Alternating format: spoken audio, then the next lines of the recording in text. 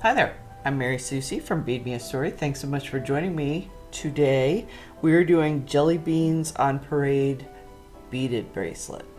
This is a design from Aimee Christine Moore. I thought it was absolutely adorable when I saw it.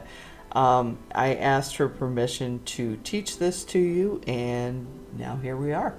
So I think you're going to have a great time making this. I will just mention that I did put out a tutorial last week showing how to do jelly beans on parade without the beads, and now we're going to do her version of it, which has beads in it. I think this is really a cute design. Such a simple, sleek little bracelet with your beads flowing back and forth, and then of course your jump rings in this being on the diagonals. So I hope you'll have a great time making it. With last week, when I showed jelly beans on parade, I showed it two ways. This week, we're only going to do the closed ring method of this. I did try doing it both ways, and this was by far the easiest way to do it. Big difference between the two methods. So without further ado, let's go ahead and get started.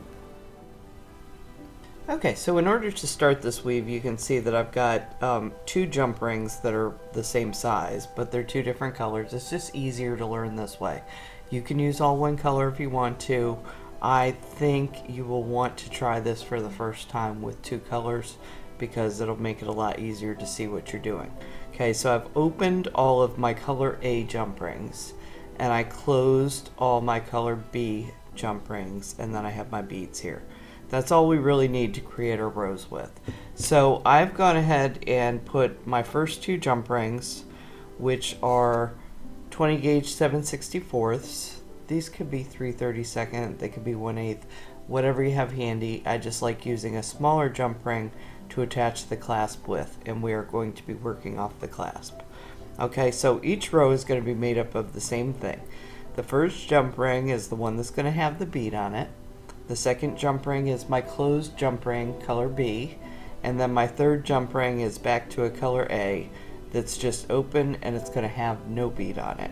Okay, so that's going to comprise a row, and I'm going to go ahead and put this first one on. Now this is the only one where it's not intuitive. I'm going to flip my clasp upside down, and I purposely used a ball clasp so that I would have an upside, a top side, and a bottom side. Okay, so because we're going to be flipping these over as we go along, and this is the only one where I'm going to kind of go through backwards, or I have to flip it over first, because I know that just for consistency's sake I want the first bead that I use to be away from me.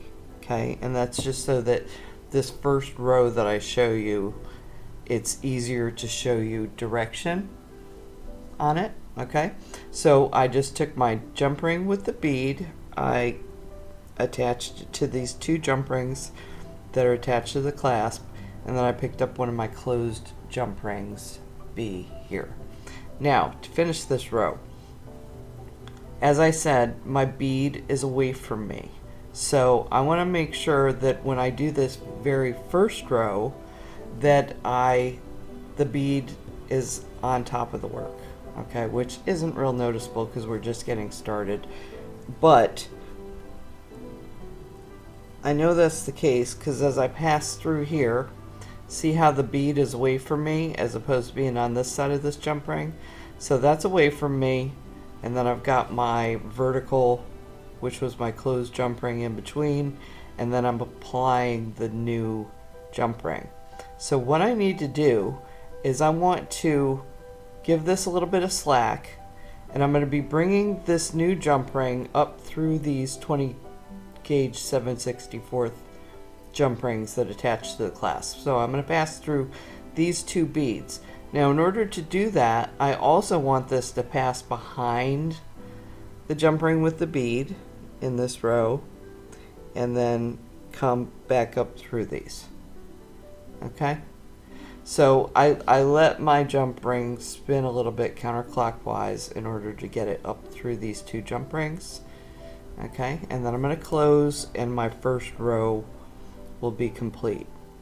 Now last week I showed this same weave without a bead, so if you need to go back to that and see, we're doing the closed jump ring method for this. I did try the other method. It was way complicated. So I abandoned that. Alright, so now we've got 2 A jump rings. One of them has a bead. And then we have our orbital ring, which is passing around the eye of our 2 A jump rings. Okay, and that was our closed jump ring that we added. Something I want to point out at this point is in the next step we're going to be passing through the eye between these 2 A jump rings. Okay, so make sure you're passing through on this right hand side of this orbital ring first off. And secondly, I'm just going to peel this back a little so you can see. So in every row we're going to have 2 A jump rings and one's going to have a bead.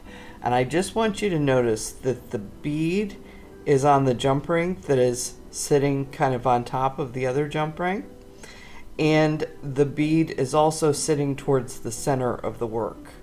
Okay, it's not sitting to the outside of the jump ring it'll be on.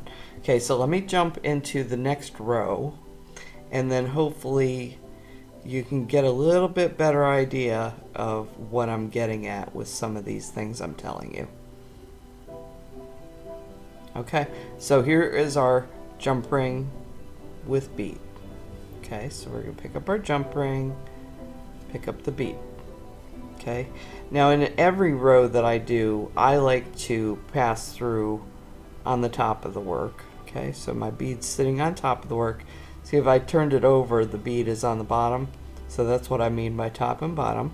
Okay, so I'm going to pass through the top of the work. I'm passing through the eye between these 2 jump rings. Okay, and then I'm going to pick up a closed jump ring once again.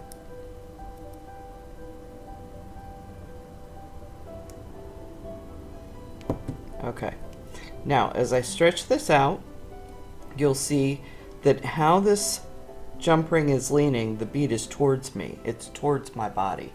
So this time, because this is going to sit kind of, you know, the beads are going to go back and forth in a little wave pattern.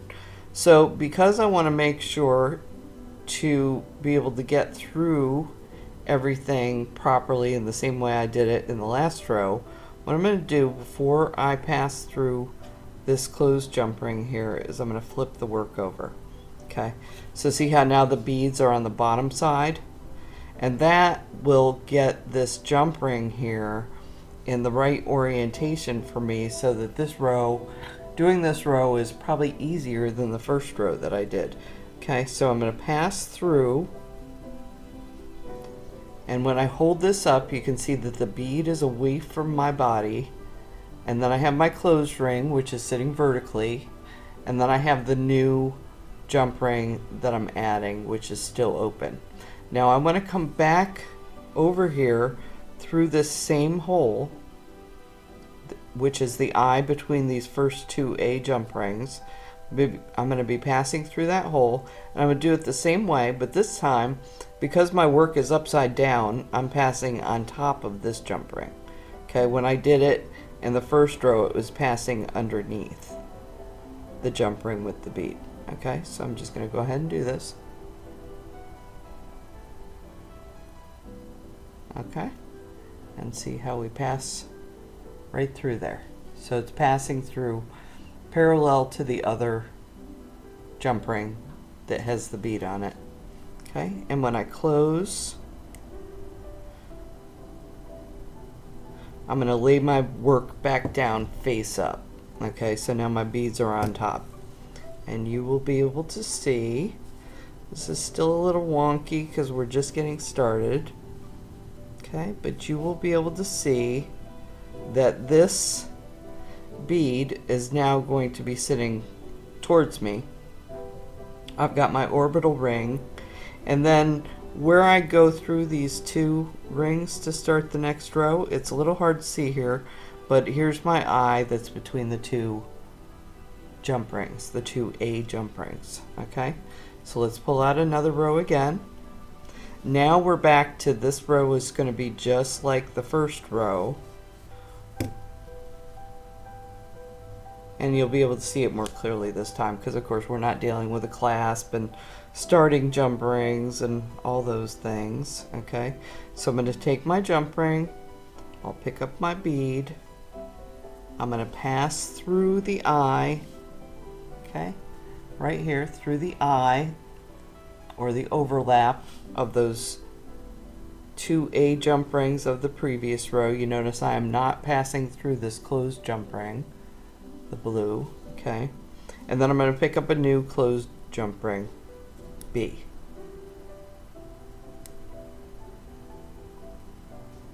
Okay, I'm closing my jump ring. Okay, and when I lay it back down, you can see in this row that the bead is away from me. So I don't have to flip it over this time.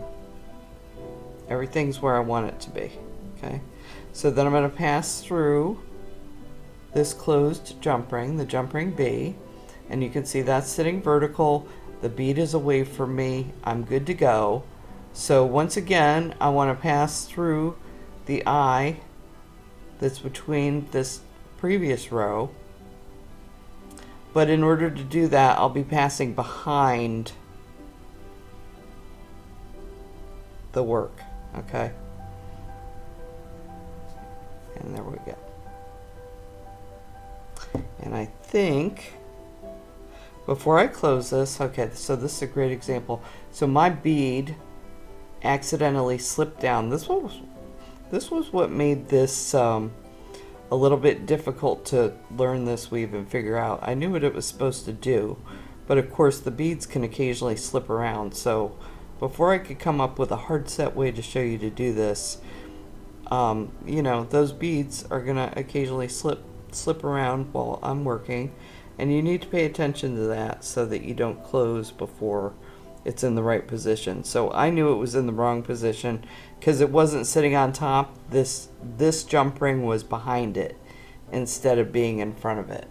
Okay, so see how this is always going to sit to the outside of the work as I'm finishing a row.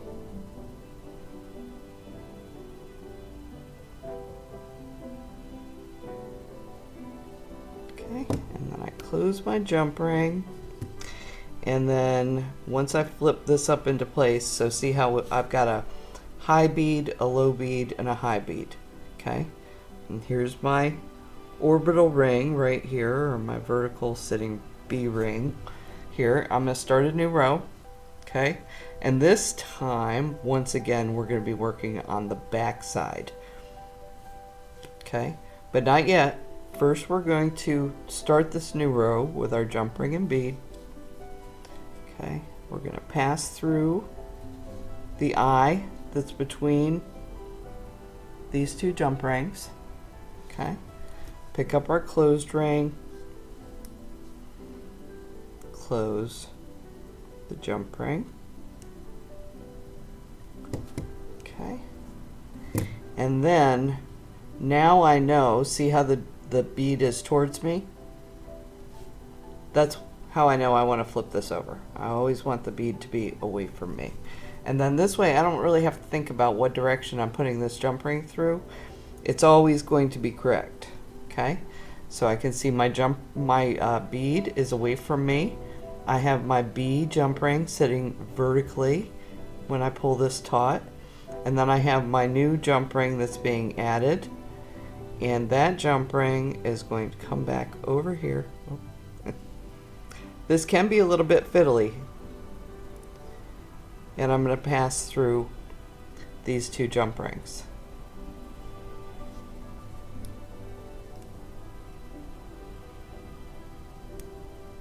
Okay, so I pass through the eye of the two A jump rings from the previous row. And there we have it again. So you can see now this bead is in the perfect location because I had a high bead, a low bead, a high bead, a low bead. Okay, and now the next row that I begin, this row is going to have the bead away from me already, so I don't have to flip the work over.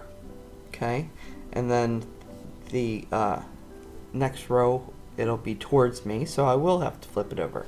So that's all you really have to remember as you're doing this. And then of course it's just easier if you start this new row by passing from on top of the work down towards the bottom of the work, and then you pick up your closed jump ring. These will be in the right place each time for you too. Okay, so if you really know what you're doing and you can see everything and you're comfortable with this, you know, go for it and do it any way you want to. But I kind of planned this stuff out. Excuse me, had to clear my throat. I had to plan this stuff out, you know, so that I could really tell you, you know, okay, we're on this side, we're on that side, we're on the top, we're on the bottom, we're working outward. Okay, so I'm holding this row out again. Okay, I see my beads away from me, and I'm going to come through. I'm not sure if you could see that. I might have gone off camera, so I wasn't looking at the camera as I was doing that. So let me just pull this out again, make sure you can see it. So I'm passing back behind the work, okay, and through there. Now I think my bead just moved on me, so let me resituate things. Those beads will move around, so make sure you can even hold them sometimes in place to make sure they don't go anywhere as you're passing this ring through. Okay, and I'm going to close this jump ring.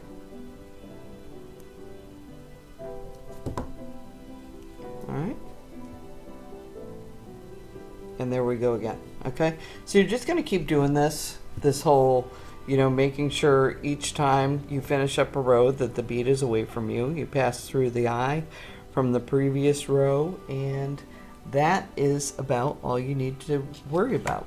And then when you get to the end, I have a finished one here. I actually have two finished ones here.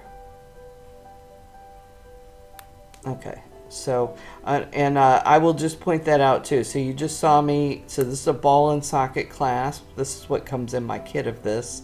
And so what you basically want to do is grab the clasp here and grab the clasp here and turn the clasp. Don't ever yank on your work. The clasp is stronger than your jump rings, so you can bend and mangle them. But basically when I get to the end of the work, so these clasps are a little bit weird, that I can fit two jump rings at the start, but when I got to the end I could only do one jump ring. This hole in this end of the clasp is only large enough for one jump ring. But you can see, instead of starting a new row, I just pass my smaller jump ring through the eye. Okay, that's between those final two rings, like I'm going to be starting a new row, and I just attach it to a clasp. It's that simple. It really is easy to start and finish this project. It's just that the weave is a little bit, can be a little bit complex, and that's because we're adding beads into it and, you know, making it kind of wave back and forth. So we're going to just hold our work in a different way as we're doing that.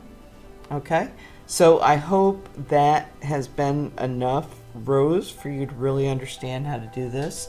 If not, you know, there are kits for these where you have pictures that just stay static, and you can look at the pictures, and of course written tutorial, and then of course all the supplies are included, so you don't have to worry about, you know, your size being a little off. I will say that I used Miyuki seed beads in this. Toho's should probably be just fine, but there always is with beaded seed work, seed bead work, a fine balance between, you know, your jump rings running slightly differently based on, you know, the color or the batch that you have of jump rings, and of course the beads being slightly different sizes. But you know, even if I stay within this brand, these are Miyuki beads, I actually, the second bracelet I did are also Miyuki beads, and I can tell you that this one was slightly tighter, And then I actually think the beads were slightly larger. Now the color probably makes them look much larger, but that's just color. But I did find that as I was going along, and even as I look at these and compare these are both made by Miyuki, but you can see that these Duracoat silver beads are just a little thicker in each row. So this one was a little bit tighter to make, and this one was a little looser to make. Both work great. No problem using either, but just saying, with anything you use, if you're going to use your own materials, you might want to do a test run of a few rows just to make sure everything is going to work before you go ahead and open and close all your jump rings. Okay, so I hope you've enjoyed this. I thought Aimee Christine Moore did a beautiful job coming up with this really neat little weave that you can whip up really quick and make lots and lots of these. I think you're gonna love it, and I sure hope you'll give it a try.